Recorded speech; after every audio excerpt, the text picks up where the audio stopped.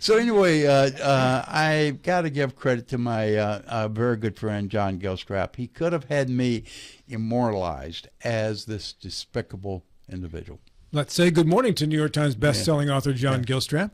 Good morning. So I would regard that, Bill, as someone who holds you in high regard with respect. Respect, Bill, respect. Or I might be the individual he had portrayed despicable and was going to come back and haunt him. And so he was protecting himself. This is a hard-hearted SOB. We know him, right? And he couldn't do that to you. No, he's not hard-hearted. He's hard on the outside, but he's jelly on the inside. No, he's not jelly on the inside. That jelly's frozen. Now let's compare and contrast that to a couple of books ago when I appeared in the book as a murderous turncoat. And mafia, and he even spelled your name right. I was a mobster, and I turned on the mob. I went state's witness on him, and this is what he did to me with no fear whatsoever of any repercussions. He didn't care how it looked on my family or me or whatever. But for you, respect. Yeah. For me, turncoat, mob turncoat. If you think about that deeply, you can understand, Rob. That's the problem is I do understand that. Yeah, I have full understanding. Let's say good morning to our guests on the program here. Pasha Majdi, president of the Jefferson County Commission. Pasha. Good morning. I hope I'm not in the book. It remains to be seen. Based on the way things are going this morning. Yeah. Cara Keys is here as well. Cara, good morning to you. Good morning. Thanks for having me. Good morning. When is the next county commission meeting? June 5th. June 5. And the most recent one was Thursday. That's right. May 5th. I want to ask you, first, before we go too I'm not going to stop you. Yeah, you look around with the camera, and everybody has our headphones on, with the exception of Cara.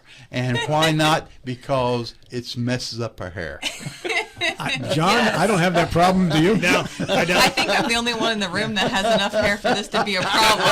Pasha's got a good hair. Oh, yeah, you're good. Yeah. Under 60, hair's still good. Yeah, the day is starting out. It's been humid. I've got a lot of things working against me. You're right. Hey, I know this is the Planning Commission, not you folks, but have you heard anything back yet in regards to the water plant and what the next step is going to be there? Turn to our resident planning commissioner. Of course, the lawsuit, we can't talk about that. Correct. But there was a request to intervene by some folks in, Jefferson County. So that's to be determined. I have no control. I'm not a part of it. But if that's granted, then it would be essentially 3 folks in this lawsuit that are impacted, so 3 groups. When do you find out if that is granted? I'm not sure. Is that like a kind of a form of mediation of some sort? No, I'm not a lawyer. This guy probably knows more about it. Basically, it's saying, hey, we want to be part of this fight. Deal us in. Yeah, and then the judge decides. So, who are the parties in the lawsuit? That I don't know. Originally, it's Mountain Pure, Sidewinder, the company, versus Jefferson County Planning Commission. And as Rob was saying, I don't sit on the Planning Commission. I'm on the County Commission. It's confusing. But there are 2 others in addition to the Planning Commission? One other group. It's so on the I read the intervener request, and it's the Jefferson County Foundation and community residents surrounding Middle Way. So these are farmers, constituents that live close to the bottling plant. I don't know the name of it. We just call them the Middle Way group. Yeah. What's that group called? I forget. Protect Middle Way. I don't Middle know Way, if they're... right. Yeah, I think we've had them on the show. Yeah, folks within that real are nice maybe, folks. Yeah. But County Commission itself is not party of this. Correct. Yeah. So I've been out of this, Yeah. and all I've said all along is I'm back at the Planning Commission. Yeah. Let's make sure we're clear on that. The Jefferson County Commission is not involved in this. Correct. Yeah. Right. Although you as a commissioner who sits on the planning committee, as an individual commissioner, because you're on the committee, you are. And I find that a little surprising because generally when lawsuits like this are filed, they always include the county commission. Well, this hadn't gotten to the county commission level yet, if you recall. Well, yeah. It had been at the planning committee level. It had not gotten to county commission level. So, and they've made that clear at every stop along the way when we've interviewed them. Yeah. The Planning Committee elected? No, appointed with the exception of Cara, who's a county commissioner who also serves on the Planning Commission, just to make it extra And confusing. She's the liaison they're all to the volunteers. They're all Jefferson County residents, and they're all volunteers. Working hard. They're Appointed by whom? The Jefferson Commission. The county commission. Yeah, the county right. commission. Yeah. Right. So They have 3-year terms, and there's 8 volunteers and then 1 liaison from the Jefferson from our commission. That is a seat, so it's 9 members total. Yeah. Very good. You folks put something out for bonding recently. Yeah, we were hoping to have a big announcement for today, but we have a little bit of a delay. Hit a little bit of a snag. These things happen with major real estate purchases, but what we're trying to do is buy 2 big buildings, 2 modern, efficient buildings currently owned by APUS, where the county would buy those buildings. APUS, American Public University. Thank you. When did they vacate the buildings? I think this was Complex. right around COVID, and then kind of didn't come back in. I think they changed their business model and basically said, "Hey, this online learning thing is working really well." I don't speak for them. I'm just kind of speculating. This is working really well, so we're just going to stick with it. And that left a couple of major empty buildings near downtown Charlestown. We saw this as a great opportunity to help out downtown Charlestown while simultaneously increasing efficiency of the county government operations. We're consolidating almost all of our county offices across the county into these 2 buildings, including the court system. The county commission is responsible for providing facilities for the courts, and we're going to move those out of the historic courthouse and into this new modern facility, because we have to. You probably heard about this from Berkeley recently. We've got a legal mandate. When you add a judge, you got to provide the space, and we were running out of space at the historic Unfunded courthouse. mandate. Yeah, and our current court system That's is... right. Yeah. I don't like using that phrase against my friends down in Charleston, but it is. And there's some That's right. functional obsolescence in our current buildings. So, we have, 10 buildings spread across, well, more than 10, but the court system has run out of space. And if you go into the court if you have to go for any reason, even just using the bathrooms, you have to go through a judge's chambers. I mean, there's so much functional obsolescence in that building, and that's a term where it can't just be easily renovated to conform and meet the standards of the market. And we've also had to add more, because of our population growth, it's warranted a larger facility. We need more court space. What's the square footage of those 2 buildings? Any idea? Of the 2 new buildings, it's about 40. The second building's about 45,000. The first building's about 90,000 square feet of gross building area. So Just combined. two of the nicest buildings in the whole state. I mean, you know this better than I. Class A. Class what A. does that mean? Yeah. So again, appraiser hat on the building quality. Walking into that first building, the larger building, we're able to consolidate all of these buildings that we have spread across Charlestown and put them into one professional building, and it will be bringing a professional standard to Jefferson County. You would have all the departments, the health department, which is based, several miles away in Kearneysville. That's not easily accessible by the red zone area of folks that need those services, and we don't have EPTA services to bring them there. So it's really going to bring Jefferson County to a standard that most counties already have. And I think Berkeley County has the same problem where they're having to expand their judicial system to accommodate the population growth just like us. And I think they're going to leverage the impact fees for that administrative cost just like we will. You mentioned 10. Yeah. You mentioned 10 buildings, though, that's obsolescent. You're going to move. Of those, how many are historical buildings? It's any? some. Yeah, so the courthouse is a completely different game. That has a lot of historic precedence in our county, and the John Brown was there, and the miners trial was there, and we're looking at that very differently. But a lot of the buildings are historic or somewhat historic. Some of them are a little bit newer that have been built over the past 50 years. I think historic structures have to be at least 100 years old. Yeah.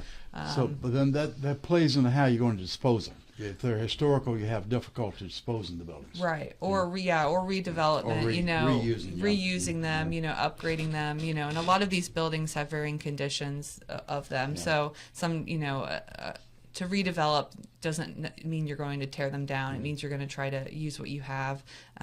This is the part of the project I'm most excited about. I want to see redevelopment in downtown Charlestown that keeps our historic charm. They call it historically hip. I think it's really cool. I love downtown Charlestown. Now we've got an opportunity. If you have the money. If you have the money, Yeah. right. Right. Now you've got an opportunity to expand downtown Charlestown by an extra block. Yeah. It's only a couple blocks. Add another one. That's a 50% increase. This is a once-in-a-generation opportunity. And I think if the county can sell to Charlestown, the municipality, the city, that would be a win-win for everybody. Is there going to be a coupling between the opportunity you see in front of you right now with the property and your vision of a civic center or civic complex? The two buildings that we're buying? Or just any of the buildings? You've in the past mentioned your idea of having a large civic recreational. I forgot exactly what it is. I don't see those two as connected. Okay. I'm looking at this as we've got county government offices all up and down downtown Charlestown. And for me, you know, my family's in retail. If you have government buildings in your downtown, that's not where people go to have a good time. You know, you want, you want restaurants, you want cafes. There's great restaurants and You need cafes. apartments. You need people with boots on the ground. Residents. Yeah. Foot traffic, right? That's what you want in your downtown. You know, filing paperwork and paying taxes and leaving, that's not fun, right? So my first thought was, when I got into this position, why is the government occupying half of downtown Charleston? That doesn't make any sense. Let's pull out of the historic street downtown. Let's get somewhere else and bring in the private sector so we can have more lively downtown. I think it's a terrific opportunity. I'm really excited about it. What's the cost on the two buildings? About 25. We don't have final numbers yet, which makes this whole thing a little Yeah. bit tricky, and we're working to finalize our numbers for impact fees. We actually had to pull it off the agenda on Friday because we're still getting doing our homework with our consultant. Sometimes these things happen with major real estate deals. You know, you're ready to go, you're poised to go, but then, oh, hold on a second, we're not quite ready yet. Right. And that's one of the things we told our friends in Charlestown. We're not quite ready yet. We're still doing our homework. But once we get these numbers down, we want to do a deal with you. We think they're the best buyer. They're the best situated because, you know, Charlestown should decide the future of Charlestown. It's just natural to me. And they have an election coming up for city council spots. Yeah, this Thursday I think is the final day, if I'm correct, for voting. So, you know, folks that live in Charlestown, you know, they do want a good turnout. We have some good candidates on the ballot this year. I want to go back to the courthouse, Yeah. the old historic courthouse. Are you abandoning that? Is that just going away? Be an empty building after the transfer? That's what we're thinking about now. We don't want to abandon it. What I would love to do, this is ideal, but it takes a while. I'd love to have the National Park Service step in and manage that as a historic site and bring in tourism. The site of John Brown's trial, the Mingo County trial, where they couldn't have it down there because there was so much strife and it was dangerous, so they had the trial up here. This is I for wonder how many people miners' know rights. that, Pasha. Oh my gosh, an Right? unbelievable story. And we could tell that story.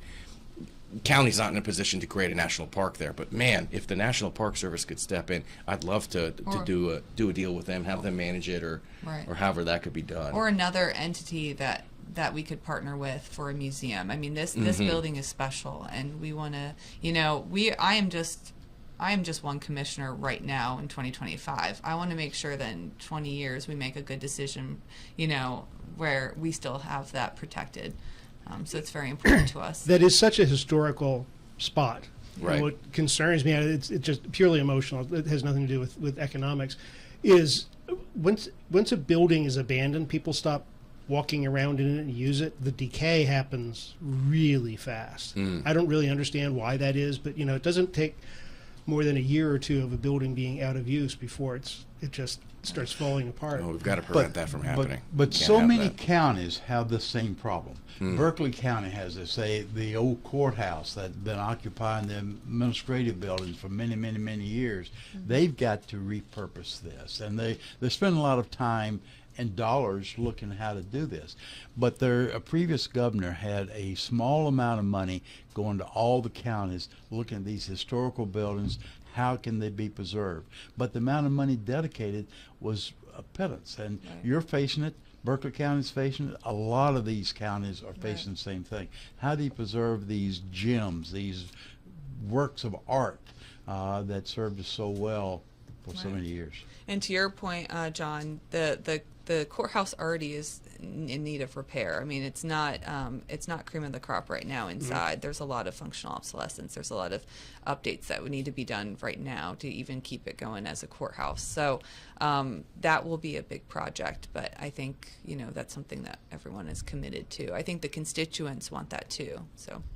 Yeah. Now, is this the same thing as, I'm just looking at a headline here, I haven't had time to read it, the Washington Street, Yes. that's what this is talking about? Right. And right. there's That's a, downtown Charlestown, exactly. Yeah. okay, so there's a public hearing on this coming up? Well, we want to do a public forum and have the whole community come in. Of course, I'll be honest, I'm a little bit biased. I really want to sell to Charlestown, but we have to be fair and listen to everybody. And we're looking at July 17th, I believe is the date. We're going to hold a town hall to hear from the whole community. What do you think should be the future of downtown Charlestown? What are your thoughts? And we can learn from that. Does this include whether or not they think it's a good idea that you buy these buildings? Well, we're always thing. we're always willing to listen for sure, but that's not the topic. No, it's about downtown Charlestown. What's left after you leave? Exactly. Right. Planning. And this will be a several-month process of us moving out different departments. So, just because we're closing on these new buildings, hopefully soon, this isn't going to be, okay, now we're gone. So we want to plan with them and have a workshop so that we can have, better understanding of what people think and have everyone, have a seat at the table. What is Charlestown's vision? We're going to meet with them as soon as we have final numbers. We were almost ready to go on impact fee numbers on Friday. We had to pull it from the agenda because just a little bit more homework to do there. But impact fees are going to pay for a big chunk of this. We don't know the exact number yet. And once we know the exact number, that'll inform our strategy. Because impact fees are so important to the financing of the deal, we've got to make sure that's right. And once we have those final numbers and we're closing on a deal, which could happen this summer. I mean, it could happen this summer. We're that close. We're on the goal line. You can't fumble the ball when you're on the goal line. We're about to cross help me the out goal on line. how impact fees pay for this, because my understanding is that those fees are dedicated to certain departments that have to do with expansion and growth, schools, fire, EMS, emergency services, kind of stuff. So how does that help pay for downtown And Charleston? one more bucket would be administrative fees, and that's for the central county government, and that's what would cover the new office space that's needed to accommodate growth that we're paying for in the new building. Out of the 11,000 that's been proposed, thereabout for impact fees, how much would go in this administrative bucket? A small amount.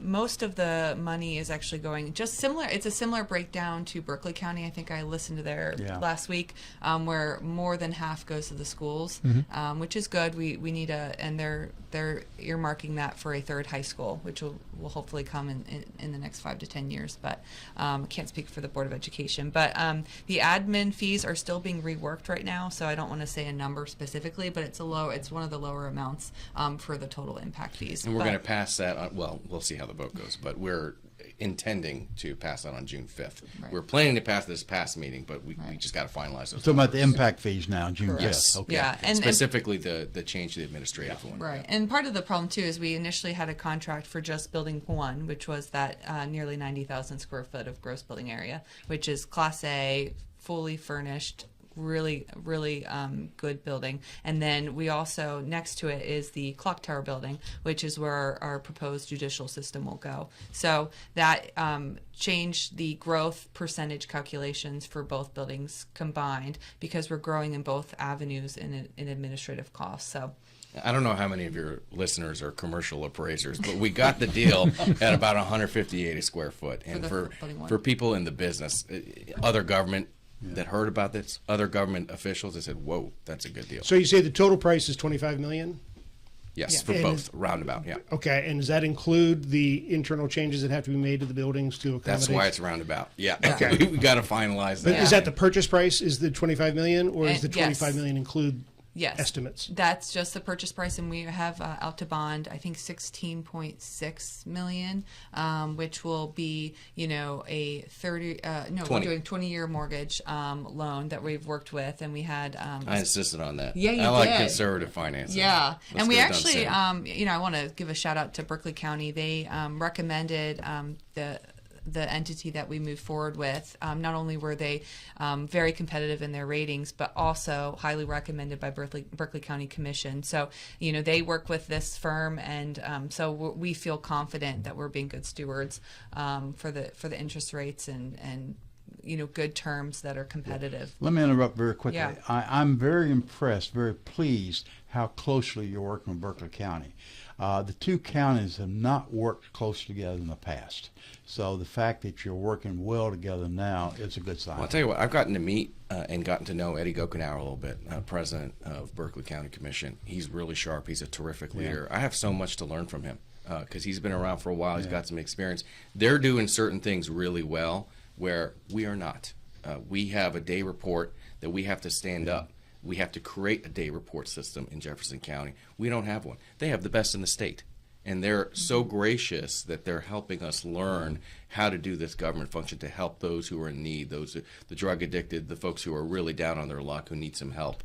And we're going to stand up that system, learning from Berkeley County. And it looks like they're taking a few notes from us on impact fees. I think that'll help them. By the way, Bill, quick program notes. Steve Catlett, Eddie Gokenauer, Vice President, President of the Berkeley County Commission, will be in Wednesday morning at 8 for a full hour. Oh, very good. And then we have 5, I think, very skilled commissioners, and you have I think one of the best county administrators in the county with Gary Wine within. Right, and actually, I don't want to speak for Eddie, our county administrator, but she's also enjoyed working with, and in her words, I think, learning from Gary. She's told me that he is a mentor to her, and so I have not gotten to know him well, but I hear wonderful things. Yeah. So the two of our counties are, we have a lot of the same problems, and I think with how I've spoken with the Berkeley County commissioners so far, I can sense sincerity in representing their constituents, and I have a lot of respect for them. So I'm looking forward to continuing to work with them. We're the growth center for the state. We've got to work together. We have exactly similar problems, and we've got to express, maybe some of these laws that apply really well in 52 counties around the state don't work so well up here. About a minute left. Have either of you heard anything on the progress of the Hilltop House in Harpers Ferry? I haven't, but when I was walking outside yesterday, I didn't hear any construction. It's 3 blocks away from my house. Yeah. So I hope they get started soon. I don't know what the latest is. From the government's perspective, there's no holdup on our end. We passed a tax increment financing deal, TIF, as well as the state passing a STIF, sales tax increment financing. This would help bring tourism dollars back to Jefferson County rather than distributing throughout the state. So that's a good thing for local development. All right. Try to get in touch with those folks and see what the story is there. Yeah, we've had them on the program a couple different times. Impressive people. I don't know what the holdup is, though, as you point out. I want to thank both of you for coming in today. Thanks so much for having us. Thanks so much. Pasha, good to see you again. Likewise. And Cara, appreciate all your help. Thank you. Thanks for having me. You made it without the headphones throughout the show. I actually like it. I feel like I'm myself. Right. Pretty crazy, huh? Yeah.